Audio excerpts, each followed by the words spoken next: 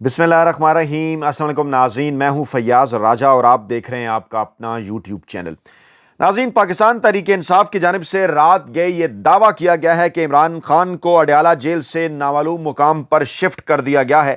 یہ دعویٰ ایک ایسے وقت میں سامنے آیا ہے جب گزشتہ 3 ہفتوں سے عمران خان صاحب سے ان کی بہنوں، وکلا، پارٹی رہنماؤں کسی قسم کی کوئی ملاقات نہیں کروائی گئی، نہ ہی جیل کے اندر عمران خان صاحب اور بشرا بی بی صاحبہ کے حوالے سے کسی کیس کی کوئی سماعت ہوئی، یعنی عمران خان صاحب تک نہ ہی میڈیا کی پہنچ ہے، نہ ہی ان کی اہل خانہ سمیت وکلا اور اپنے پارٹی رہنماؤں سے کسی قسم کی کوئی انٹریکشن ہوئی ہے۔ اور اس معاملے کو کم سے کم 3 ہفتے گزر چکے ہیں۔ گزشتہ 21 دنوں سے عمران خان صاحب کا ایکس کے اوپر کسی قسم کا کوئی پیغام، ٹویٹر کے اوپر کسی قسم کا کوئی پیغام پاکستانی عوام تک نہیں پہنچا۔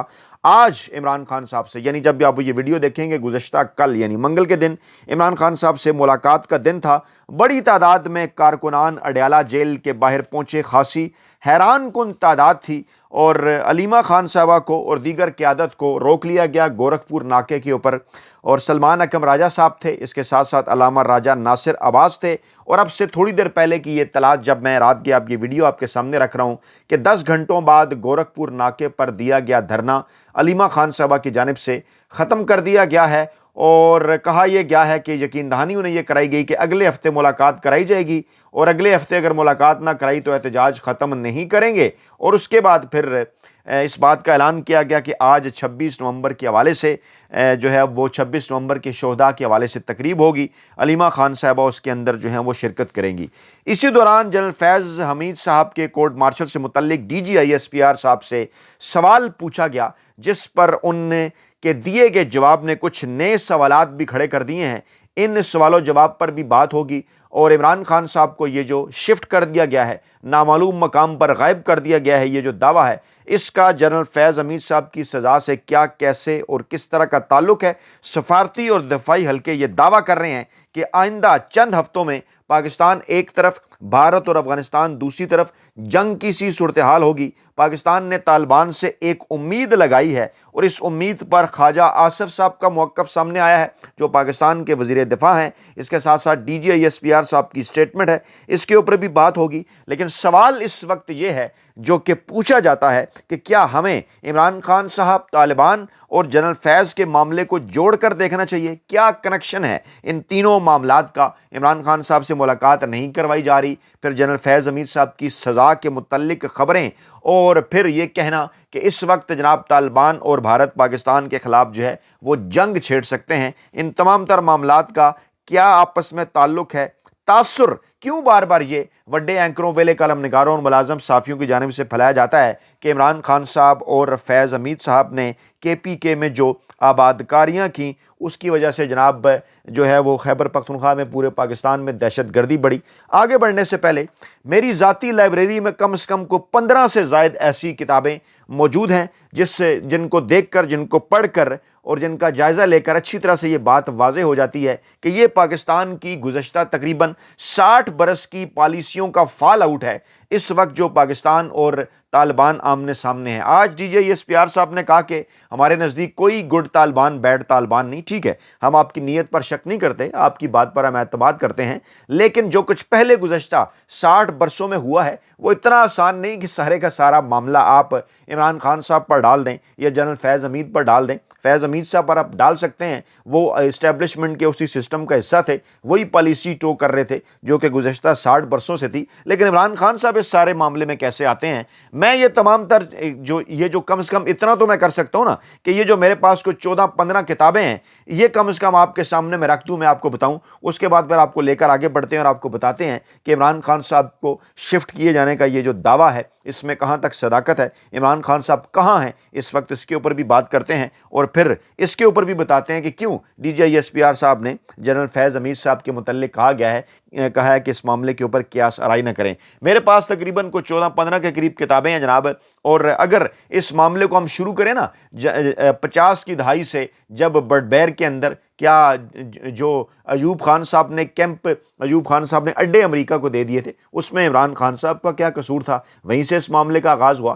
پھر 70 کی دہائی کے اندر آپ افغانیوں کو ٹریننگ کرواتے رہے افغانستان کے اندر حکومتیں بدلنے کے حوالے سے، پھر آپ امریکی کیمپ میں جا پہنچے، 79 میں آپ نے جہاد شروع کر دیا اور اس نام نہاد جہاد کو پھر آپ نے نام نہاد دہشت گردی کے اندر بدل دیا۔ یہ سارا معاملہ، اس کا لنک ہے فوجی اسٹیبلشمنٹ اور مارشل لاؤں کے ساتھ۔ یہ جو کچھ ہوتا رہا جنرل ایوب کے مارشل لا میں ہوا، جنرل ضیاء الحق صاحب کے مارشل لا میں ہوا، جنرل مشرف صاحب کے مارشل لا میں ہوا، اور اس کے بعد تو پھر آج کل پاکستان میں جو کچھ ہو رہا ہے اس کو مارشل لا پلس کہا جاتا ہے۔ پھر دیکھ لیجئے یہ تمام تر پالیسیوں کا فال آؤٹ کیسے اور کیوں کرایا، کیا کچھ پاکستان کے اندر چھپتا رہا ہے۔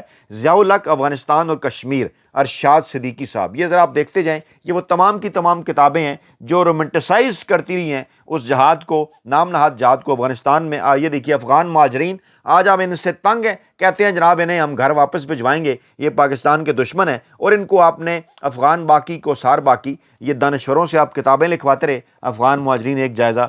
یہ جناب فاتح، یہ جنرل اختر عبد الرحمان صاحب کو رومنٹسائز آپ کرتے رہے، جنگ پبلشر کی کتاب ہے، ہارون رشید صاحب نے لکھی، اس کے اندر بھی آپ نے جناب افغانستان کو اپنا 5واں صوبہ آپ قرار دیتے رہے، آپ کہتے رہے جناب بڑی اسٹریٹجک ڈیپتھ ہے ہماری۔ یہ جناب بریگیڈیئر یوسف صاحب کی، میجر مارک ایڈکن کی کتاب ہے شکست روس، جہاد افغانستان کی انکہی داستان، یہ بھی جنگ پبلشر نے چھاپی ہے، یہ بھی جناب آپ کے سامنے ہے۔ ان تمام کتابوں کے ذریعے آپ پاکستان میں ایک جہادی جنریشن پیدا کرتے رہے، اور جن کو آج آپ دہشت گرد کہہ رہے ہیں ان کو آپ پاکستان کے اندر رومنٹسائز کرتے رہے۔ جماعت اسلامی کا بھی اس کے اندر بڑا کردار رہا۔ خاموش مجاہد بریگیڈیئر یوسف صاحب کی کتاب، یہ بھی جناب جنگ گروپ کی وجہ سے ہمارے سامنے آئی، فوائد تو اٹھاتا ہے نا ہر وقت جنگ گروپ۔ تو جناب یہ جو کتابیں ہیں، یہ دیکھیے جنرل اختر عبد الرحمان شہید جہاد افغانستان، یہ بھی جنگ پبلشر کی کتاب ہے، اور یہ مرحوم عرفان صدیقی صاحب نے لکھی۔ مرحوم بڑی تنقید عمران خان صاحب کے اوپر کیا کرتے تھے کہ ان کی وجہ سے پاکستان کے اندر طالبانائزیشن ہوئی، لیکن آپ کو نظر آ رہا ہے کہ یہ تمام تر معاملات کیسے اور کیوں کر ہوئے۔ اچھا، اب آپ کے سامنے کچھ تازہ ترین کتابیں جو کہ گزشتہ چند عرصے میں سامنے آئیں، طالبانائزیشن عقیل یوسف زئی صاحب کی، افغانستان سے فاٹا سوات اور پاکستان تک، نگارشات کی کتاب، بڑی تفصیل سے جائزہ لیا گیا کیسے اور کیوں کر پاکستان کے اندر دہشت گردی ہوئی، کون سی اسٹیبلشمنٹ کی پالیسیاں تھیں جہاں سے معاملات جہاں تک پہنچے۔ پنجابی طالبان مجاہد حسین صاحب کی کتاب ہے، پورا احاطہ کرتی ہے کہ کس طرح سے پورے پاکستان کو اسٹیبلشمنٹ کی پالیسیوں کی وجہ سے طالبان کا گڑھ بنا دیا گیا اور پنجاب کے اندر بھی وہ آن پہنچے۔ اس کے بعد آپریشن ناتمام، یہ جناب سوات آپریشن، افغانستان سے فاٹا سوات اور پاکستان، آپریشن ناتمام، عقیل یوسف زئی صاحب کی کتاب، اس کے اندر آپریشن کیسے اور کیوں کر ہوتے رہے، کس طرح سے گڈ اور بیڈ طالبان علیحدہ علیحدہ رکھے جاتے رہے، کیسے یہ کہا جاتا رہا کہ پاکستان والے طالبان تو قبول نہیں ہیں، افغانستان والے طالبان بڑے اچھے ہیں، اور آج کچھ اور بات کی جا رہی ہے۔ یہ جناب رویداد افغانستان، یہ جناب جو ہے وہ امپیریل فارورڈ پالیسی پر سیر حاصل تفصیل کے ساتھ عبد الرحمان صاحب کی کتاب ہے خاصی پرانی، اس میں پوری تفصیل ہے کیا کچھ ہوتا رہا جناب پاکستان کے اندر۔ اچھا، یہ جناب افغانستان ملا عمر سے اشرف غنی صاحب، اشرف غنی تک سید ابرار حسین صاحب کی کتاب ہے، اور یہ جناب جو ہے وہ IPS کی ہے، انسٹیٹیوٹ آف پالیسی اسٹڈیز کی کتاب ہے، بڑی تفصیل سے جائزہ لیا گیا ہے۔ سفارتکار ہیں ابرار حسین صاحب کے معاملات جہاں تک پہنچے کیسے ہیں۔ عبداللہ ملک صاحب کی کتاب ہے امریکہ، طالبان، القاعدہ اور 11 ستمبر 2001، افغانستان قدیم اور جدید۔ عبداللہ ملک صاحب بڑے سینئر صحافی ہیں، انہوں نے جناب تمام رازوں سے پردہ اٹھا دیا کہ پاکستانی ریاست آخر کار کرتی کیا رہی، پاکستانی اسٹیبلشمنٹ، افغانستان اور پاکستان۔ ریاض محمد خان صاحب افغانستان کے اندر سفیر رہے ہیں، الکا پبلیکیشن کی کتاب ہے تصادم، انتہا پسندی اور عہد جدید سے مزاحمت، انہوں نے بھی بڑی تفصیل کے ساتھ روشنی ڈالی ہے۔ اب کچھ انٹرنیشنل کتابیں، no exit from Pakistan, doctor Daniel S Markey صاحب کی کتاب ہے، اس کے اندر یہ وہی ہے جس کے اندر جو ہے وہ لکھتے ہیں کہ پاکستانی لیڈرز اپنے آپ کو بہت تھوڑی قیمت پر بھیج دیتے ہیں، اتنی تھوڑی قیمت کہ انہیں امریکہ جانے کا ویزا مل جائے یا ان کی اولاد کو امریکی اسکالرشپ مل جائے اور صرف ایک گرین کارڈ ہونا چاہیے۔ اس کتاب میں بھی تمام تر تفصیلات ہیں۔ آپ ایسے تو نہ کریں نا کہ آپ سب کچھ عمران خان صاحب کے اوپر ڈالتے رہیں۔ یہ جناب افغانستان میں حکومت مخالف مزاحمت، ڈاکٹر انطونیو گسٹیزی کی کتاب ہے، مشل بکس کی، اور 1978 سے 2011 کیا کچھ ہوتا رہا، 30 سالوں کے اندر پاکستانی ریاست گڈ بیڈ طالبان کہاں کھڑی رہی، اور اس تمام کے اندر کن کا کردار تھا، جنرل ایوب، جنرل ضیاء الحق اور جنرل مشرف، اور اس کے بعد پھر آگے کی پاکستانی اسٹیبلشمنٹ، دشمن کی تلاش، پاکستانی ریاست اور معاشرے کا بحران۔ یہ جناب ضیاء میاں صاحب کی کتاب ہے، مشل بک نے یہ بھی چھاپی ہے۔ یہ جو میں نے آپ کے سامنے 1 درجن سے زائد کتابیں رکھ دی ہیں، آپ بور تو ہوئے ہوں گے لیکن ان کے نام ذرا آپ نوٹ کر لیں اور اچھی طرح سے یہ بات اپنے ذہنوں کے اندر بٹھا لیں کہ یہ معاملہ اتنا آسان نہیں ہے کہ تمام تر معاملات کو آپ عمران عمران خان صاحب کے اوپر ڈال دیں اور کہہ دیں جناب یہ تو 2020 میں عمران خان صاحب نے ایسا کر دیا کہ پاکستان میں یہ سب کچھ ہو گیا. پاکستانی عوام اتنی بیوقوف نہیں ہے. پاکستانی عوام کو تمام تر چیزوں کا اندازہ ہے, نوجوان نسل کو تمام تر چیزوں کا اندازہ ہے کہ پاکستانی اسٹیبلشمنٹ اسٹریٹجک ڈیپتھ کے نام پر, افغانستان کو 5واں صوبہ بنانے کے نام پر جو سارا کچھ کرتی رہی نا, آج دل بڑا کیجئے, اس پر معافی مانگیے. یہ آپ کی پالیسیوں کا فال آؤٹ ہے. آج اس وقت صورتحال یہ ہے کہ پوری دنیا آپ سے خواہش کرتی تھی کہ ہماری طالبان سے بات کروا دیں. آج آپ کو طالبان سے بات کرنے کے لیے قطر اور ترکی سے بات کرنا پڑتی ہے.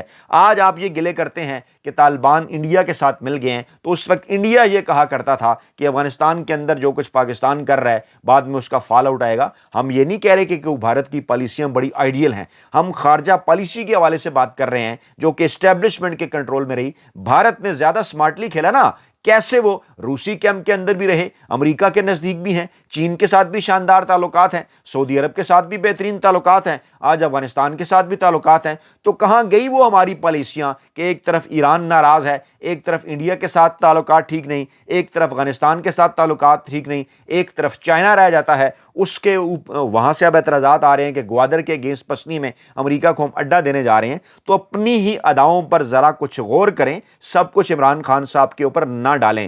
ہوا کیا ہے, اس معاملے کی ضرورت کیوں پڑی ہے آپ کے سامنے رکھنے کے لیے, کیونکہ عمران خان صاحب سے ملاقات نہ کروا کر کھچڑی پکائی جا رہی ہے. 28ویں ترمیم کی رانا ثناء اللہ صاحب بیانات دے رہے ہیں کہ بہت جلد وہ بھی آ سکتی ہے, اور پھر بیانات آ رہے ہیں کیسے کہ فیض حمید کہا کورٹ مارشل قانونی اور عدالتی عمل ہے, کیا سرائیوں سے گریز کیا جائے. D G I S P R صاحب یہ بات کر رہے ہیں, غیر رسمی گفتگو کر رہے تھے اور کہہ رہے تھے کہ جناب پاکستان کبھی سویلینز پر حملہ نہیں کرتا. بالکل بڑی زبردست بات ہے یہ پاکستان کی. ہمارا مسئلہ افغان عبوری حکومت ہے, لیکن یہ حکومت یہاں تک پہنچی کیسے, کس نے یہاں تک اسے پہنچایا, پاکستان نے اس کے پیچھے کیا کچھ کیا. پھر جب ان سے سوال ہوا, سابق D G I S I فیض حمید صاحب کے خلاف کورٹ مارشل لگا, کیونکہ ان کے اوپر بھی الزامات ہیں نا. کبھی کہا جاتا ہے کہ فلاں سوسائٹی, پھر کبھی کہا جاتا ہے کہ 9 مئی, کبھی دبے الفاظ میں بات ہوتی ہے کہ جناب افغانستان پالیسی فیض حمید صاحب چائے پینے گے, لیکن ان کا وہ ذکر نہیں کرتے, ذکر عمران خان صاحب کا کرتے ہیں. تو لوگوں نے پوچھا جناب ان کا کیا معاملہ ہے, کیا اپڈیٹ ہے. انہوں نے کہا جناب ان کے خلاف کورٹ مارشل کی کارروائی جاری ہے, کیا سرائیاں نہ کی جائیں, کیونکہ تاثر ایک یہ پھیل رہا ہے کہ فیض حمید صاحب کا ذکر ہمیشہ اس وقت کیا جاتا ہے, اس معاملے کو اس وقت بڑھاوا دیا جاتا ہے انصار عباسی صاحب اور دوسرے کچھ لوگوں کی جانب سے, جب آپ نے عمران خان صاحب کے اوپر دباؤ بڑھانا ہو یا پاکستان تحریک انصاف کے اوپر دباؤ بڑھانا ہو. تو عمران خان صاحب تو یہ بات کہہ رہے ہیں کہ آپ لائیں, جنرل باجوہ صاحب کو بھی بلائیں, جنرل فیض حمید صاحب کو بھی بلائیں, دودھ کا دودھ اور پانی کا پانی کریں, اور بتائیں ہمیں کہ کس کی پالیسی تھی جس کی وجہ سے آباد کاریاں کی گئیں. مراد سعید صاحب اور پوری پی ٹی آئی چیختے رہے, لیکن آباد کاریاں ہوتی نہیں. اچھا, اب دوسری جانب اس کے ساتھ ساتھ ایک معاملہ اور بھی ہے, جو امیدیں لگائی جا رہی ہیں نا, وہ امیدیں کیا ہیں؟ وہ امیدیں یہ ہیں, خواجہ اصف صاحب کہتے ہیں طالبان مفاد پرستوں کا گروہ ہے, ان کی باتوں کو سنجیدہ لینا اور اعتماد کرنا بے سود ہے. اچھا خواجہ اصف صاحب, آپ کو یہ بات آج پتہ چلی ہے؟ یہ بات تو پوری دنیا, یعنی آج آپ پھر یہ بات مانتے رہے ہیں کہ جو بات پوری دنیا کر رہی تھی, جو بات اس وقت بھارت کر رہا تھا, آپ کہتے ہیں ان سے ہم کوئی امیدیں نہیں لگا سکتے. انہوں نے کہا جناب کہ ہماری فورسز انتہائی ڈسپلن. بالکل زبردست بات, ایسا ہی ہے. وہ کہتے ہیں طالبان کا کوئی کوڈ آف کنڈکٹ نہیں, ہمیں طالبان سے اچھائی کی امید نہیں. آپ یہ اچھائی کی امید ان سے نہیں لگا رہے, اور اس سے پہلے ہم نے جو طالبان سے امیدیں لگائی رکھیں کہ وہاں پر جب طالبان کی حکومت ہوگی تو ہمارے مفادات کا بڑے بہتر انداز میں تحفظ کیا جائے گا, وہ غلطی کس نے تسلیم کرنی ہے خواجہ آصف صاحب؟ وہ جو فال آؤٹ آ رہا ہے جس میں آپ کے ابا جی بھی شامل تھے, خواجہ صفدر صاحب جو جنرل ضیاء الحق صاحب کے اوپننگ بیٹسمین تھے, ان کی شورا کے جناب ہیڈ تھے, اور تمام در ضیاء الحق صاحب کی پالیسیوں کو لے کر چل رہے تھے. یہ جو کتابوں کا انبار میں نے آپ کے سامنے رکھا, جو جماعت اسلامی کے دائیں بازو کے دانشور اور پتہ نہیں کون کون سے لوگ لکھتے رہے پاکستان کے اندر اس وقت اس نام نہاد جہاد کو پروموٹ کرنے کے لیے, تو آپ کے ابا جی بھی تو شامل تھے نا. وہ معافیاں آپ کب مانگیں گے؟ کیا یہ سب کچھ آپ عمران خان صاحب کے اوپر ڈال کے آزاد ہو جائیں گے؟ ایسا نہیں ہے. وہ کہتے ہیں جناب کہ دنیا کے جو ہے وہ طالبان کون سی شریعت کو ماننے والے ہیں, یہ کس شریعت کی بات کرتے ہیں, اور جناب یہی بات آپ سے پوری دنیا پہلے پوچھ رہی تھی, ہم جیسے مزدور صافی پوچھ رہے تھے, جب آپ سپورٹ کر رہے تھے, جب آپ وہ تمام کام کر رہے تھے جس سے دنیا آپ کو منع کر رہی تھی, گڈ طالبان اور بیڈ طالبان. آج جناب آپ کہتے ہیں کہ وہ ان کے رویے میں تبدیلی نہیں ہے، وہ ملک و قوم کو برباد کر رہے ہیں، ان کی باتوں کو سنجیدہ نہیں لینا، ہمیں ان سے کسی قسم کی کوئی امید نہیں ہے، تو امیدیں جو پہلے لگائی گئی ہیں، کیا اب ان سے کیا اچھائی کی بری امیدیں جو ان سے لگائی گئیں تو اب ان سے برائی کی امیدیں لگائی جا رہی ہیں؟ کسی سے امید لگانی نہیں چاہیے نا، نہ اچھائی کی اور نہ برائی کی. ہمیں تو اپنی خارجہ پالیسی دیکھنی ہے. تو ہماری اسٹیبلشمنٹ ہو، آپ ہوں، ہمیں کسی سے امیدیں رکھنے کی، کسی دوسرے ملک سے، طالبان ہو یا بھارت ہو، اس سے امیدیں رکھنے کی کیا ضرورت ہے؟ ہمیں تو اپنا ہاؤس ان آرڈر کرنا ہے نا، ہمیں تو اپنی خارجہ پالیسی بہتر بنانی ہے. تو جناب کبوتر کی طرح، بلی کو دیکھ کر کبوتر کی طرح آنکھیں بند نہ کریں، اپنی اور اسٹیبلشمنٹ کی ماضی کی تمام تر پالیسیوں پر معافی مانگیں، عمران خان صاحب کے پاس جائیں، انہیں منائیں اور انہیں یہ کہیں کہ ملک کو اس وقت آپ کی ضرورت ہے. وہ آپ کو بالکل انکار نہیں کریں گے دہشت گردی اور آپریشن کے حوالے سے بنائے گئے کسی بھی مشترکہ فارمولے کے حوالے سے. لیکن پہلے خیبر پختونخوا حکومت کو اعتماد میں لیں، اور اس کے ساتھ ساتھ یہ بھی ذہن میں رکھیں کہ یہ وہی لوگ ہیں، آج 26 نومبر ہے، جن کے اوپر آپ نے سیدھی گولیاں چلائی تھیں، لیکن آج بھی یہ امن کی بات کر رہے ہیں، آپ سے بات کرنے کی بات کرتے ہیں، اور آپ کا دل اتنا چھوٹا ہے، آپ اتنے ڈرے ہوئے ہیں کہ آپ عمران خان صاحب سے ایک ملاقات تک نہیں کرواتے. اپنا بہت خیال رکھیے گا، دعاؤں میں یاد رکھیے گا. نئی ویڈیو کے ساتھ جلد حاضر ہوں گے. اللہ نگہبان.